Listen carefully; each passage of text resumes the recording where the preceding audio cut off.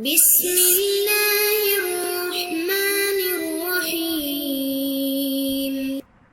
الحمد لله رب العالمين والصلاة والسلام على سيد الأنبياء والمرسلين أما بعد فأستعيذ بالله من الشيطان الرجيم بسم الله الرحمن الرحيم. السلام علیکم ورحمۃ اللہ وبرکاتہ. عزیز طلبہ کرام، امید کرتا ہوں احباب خیر سے ہوں گے. انشاءاللہ آج ہم مشکات المصابیح کے درس نمبر 165 میں کتاب الرؤیا فصل ثالث سے حدیث نمبر 4625 سے لے کر 4627 تک پڑھنے کی سعادت حاصل کریں گے. آج کے درس میں ان احادیث مقدسہ کا ترجمہ ہوگا اور ساتھ ساتھ ان احادیث مبارکہ کی توضیح و تشریح کرنے کی سعادت حاصل کریں گے. تو آئیے طلبہ کرام بلا تاخیر بڑھتے ہیں اپنے آج کے درس کی طرف. بسم اللہ الرحمن الرحیم. حضرت سامورہ بن جندب رضی اللہ تعالی عنہ راوی ہیں.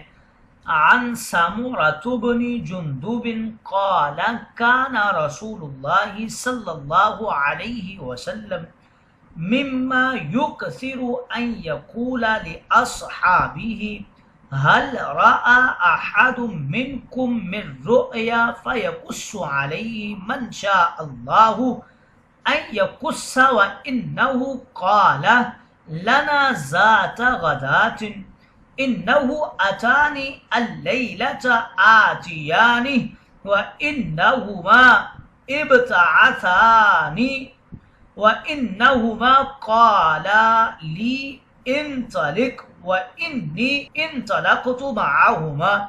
وذكر مثل الحديث المذكور في الفصل الأول بطوله وفيه زيادة ليست في الحديث المذكور وهي قوله فأتينا على روضة معتمة فيها من كل نور الربيع وإذا بين زهري الروضة رجل طويل لا أكاد أرى رأسه طولا في السماء فإذا حول الرجل من أكثر ولدان رأيتهم قلت لهما ما هذا ما هؤلاء قال لي انطلق فانطلقنا فانتهينا إلى روضة عظيمة لم أر روضة قط أعظم منها ولا أحسن. قال لي ارقى فيها. قال فارتقينا فيها فانتهينا إلى مدينة مبنية بلبن ذهب ولبن فضة فأتينا باب المدينة فاستفتحنا ففتح لنا فدخلناها فتلقانا فيها رجال شطر من خلقهم كأحسن ما أنت راء وشطر منهم كأقبح ما أنت راء. قال لهم اذهبوا فقعوا في ذلك النهر. قال فإذا نهر معترض يجري كأن ماءه المعد في البياد فذهبوا فبكعوا فيه ثم رجعوا إلينا قد ذهب ذلك السوء عنهم فساروا في أحسن صورة.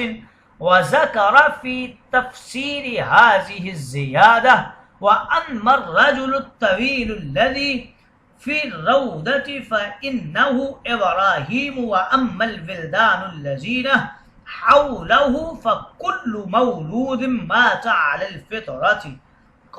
فقال بعض المسلمين يا رسول الله وأولاد المشركين. فقال رسول الله صلى الله عليه وسلم وأولاد المشركين وأما القوم الذين كانوا شطر منهم حسن وشطر منهم كبير فإنهم قوم قد خلطوا عملا صالحا وآخر سیئا تجاوز اللہ عنہم، رواہ البخاری۔ حضرت سامورہ بن جندب رضی اللہ تعالی عنہ راوی ہیں، کہتے ہیں رسول کریم اپنے صحابہ سے اکثر یہ پوچھا کرتے تھے کہ کیا تم میں سے کسی نے کوئی خواب دیکھا ہے؟ چنانچہ اللہ تعالیٰ جس کو خواب دکھانا چاہتا اور وہ رات خواب دیکھتا تو وہ اپنا خواب تاجدار انبیاء کے سامنے بیان کر دیتا۔ ایک دن حضور علیہ السلام نے ہمارے سامنے بیان کیا کہ آج رات میں نے خواب دیکھا، دو شخص میرے پاس آئے، انہوں نے مجھ کو اٹھا کر کہا کہ ہمارے ساتھ چلیے، چنانچہ میں ان کے ساتھ چل پڑا۔ اس کے بعد حدیث کے راوی سامورہ نے وہی طویل حدیث بیان کی ہے جو اس خواب سے متعلق پہلی فصل میں گزر چکی ہے، لیکن اس حدیث میں پہلی فصل والی حدیث سے کچھ زیادہ باتیں ہیں، اور وہ یہ ہیں کہ تاجدار انبیاء نے فرمایا بس ہم ایک ایسے باغ میں پہنچے جہاں درختوں کی کثرت اور ان میں سرسبزی و شادابی کی بہتات کی وجہ سے اندھیرا پھیلا ہوا تھا۔ باغ میں ہر طرف بہار ہی بہار تھی اور ہمہ اقسام کے شگوفے کھلے ہوئے تھے۔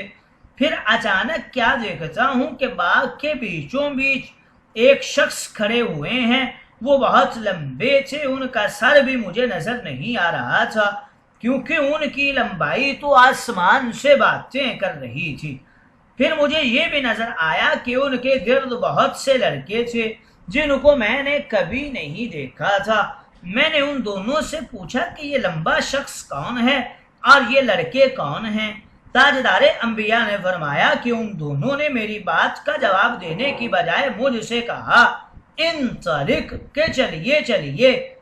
چنانچہ ہم آگے چلے اور ایک بہت بڑے باغ کے پاس پہنچے جس سے بڑا اور جس سے اچھا کوئی اور باغ میں نے کبھی نہیں دیکھا۔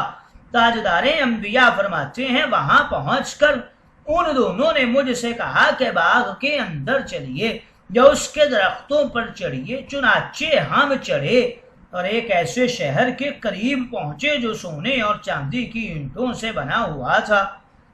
پھر ہم اس شہر کے دروازے پر آئے اور اس کو کھلوایا، اور جب دروازہ ہمارے لیے کھول دیا گیا تو ہم اندر داخل ہوئے، اور اس شہر میں ہم ایسے کتنے ہی لوگوں سے ملے جن میں سے ہر ایک کا وزن آدھا حصہ اس سے بھی بہتر تھا جس کو تم دیکھتے ہو، اور آدھا حصہ اس سے بدتر، اور آدھا حصہ انتہائی حسین اور تندرست تھا، اور آدھا حصہ انتہائی بد اور خراب تھا۔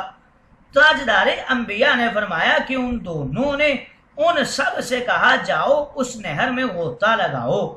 تاجدار کائنات فرماتے ہیں جب ان دونوں نے یہ بات کہی تو میں کیا دیکھتا ہوں کہ وہاں عرضاً ایک نہر بہ رہی ہے جس کا پانی خالص دودھ کی طرح سفید ہے۔ چنانچہ وہ لوگ نہر کے پاس گئے اور اس میں کود گئے۔ پھر جب وہ غوطہ لگا کر ہمارے پاس واپس آئے تو ان کے جسم کی خرابی اور برائی دور ہو چکی تھی اور ان کا پورا جسم بہترین شکل و صورت میں تبدیل ہو گیا تھا۔ اس کے بعد تاجدار انبیاء نے حدیث کے ان زیادہ الفاظ کی وضاحت میں فرمایا وہ لمبے شخص جو باغ میں تھے وہ حضرت ابراہیم علیہ السلام تھے۔ ان کے گرد جو لڑکے تھے وہ ایسے بچے تھے جو فطرت پہ مر جاتے ہیں، یعنی جو بچے چھوٹی عمر میں نابالغ مر جاتے ہیں وہ ابراہیم کے پاس رہتے ہیں۔ راوی یہ کہتے ہیں کہ بعض صحابہ نے دریافت کیا کہ یا رسول اللہ مشرکوں کے لڑکے بھی؟ تاجدار انبیاء نے فرمایا مشرکوں کے نابالغ لڑکے بھی ابراہیم کے پاس ہی رہتے ہیں، اور وہ لوگ جن کا آدھا جسم اچھا اور آدھا جسم برا تھا ایسے لوگ تھے جن کے اعمال ملے جلے تھے کہ انہوں نے کچھ اچھے عمل کیے اور کچھ برے عمل کیے، پھر اللہ نے ان کو معاف فرما دیا۔ یہ بخاری شریف کی روایت ہے۔ اگلی حدیث مقدسہ کی طرف بڑھتے ہیں۔ حضرت ابن عمر رضی اللہ تعالی عنہ راوی ہیں، وعن ابن عمر ان رسول اللہ صلی اللہ علیہ وسلم قال من افر الفراء ان یری الرجل عینہ ما لم تریا، رواہ البخاری۔ حضرت ابن عمر سے روایت ہے، کہتے ہیں رسول کریم نے فرمایا بڑے بہتانوں میں سے ایک بڑا بہتان یہ بھی ہے کہ کوئی شخص اپنی آنکھوں سے وہ چیز دکھلائے جو حقیقت میں آنکھوں نے نہیں دیکھی۔ یہ بخاری کی روایت ہے۔ افر الفرا یعنی سب سے بڑا جھوٹ یہ ہے کہ آدمی آنکھوں سے وہ چیز دکھلائے جو آنکھوں نے نہیں دیکھی، یعنی جھوٹا خواب بیان کرے۔ بڑے بہتانوں میں سے یہ ایک بہتان ہے۔ اس کی وجہ یہ ہے کہ خواب کا تعلق وحی سے ہے، اور نظام وحی اور نظام غیب پر بہتان اور جھوٹ باندھنا عام جھوٹ کی طرح نہیں بلکہ بہت سخت ہے۔ اگلی حدیث مقدسہ کی طرف بڑھتے ہیں۔ حضرت ابو سعید خدری رضی اللہ تعالی عنہ راوی ہیں، وعن ابی سعید الخدری عن النبی صلی اللہ علیہ وسلم قال اصدق الرؤیا بالاسحار، رواہ الترمذی والدارمی۔ حضرت ابو سعید خدری راوی ہیں، نبی کریم سے روایت کرتے ہیں، تاجدار کائنات نے فرمایا پچھلے پہر کا خواب زیادہ سچا ہوتا ہے۔ یہ ترمذی اور دارمی کی روایت ہے۔